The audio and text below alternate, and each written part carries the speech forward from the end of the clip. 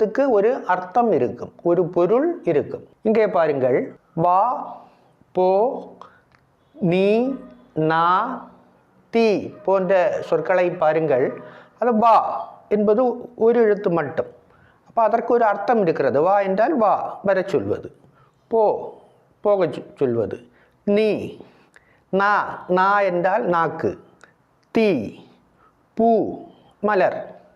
தா, ஒரு பொருளை தா. ஈ, ஈ என்பது பறக்கக்கூடிய ஈ, அது ஈ. அடுத்து கை, நம்முடைய உறுப்பாகிய கை. இப்படி இந்த எடுத்துக்காட்டுகள் எல்லாம் ஒரு எழுத்து ஒரு பொருளை தருகின்றது. எனவே அது ஓர் எழுத்து ஒரு மொழி ஆகும்.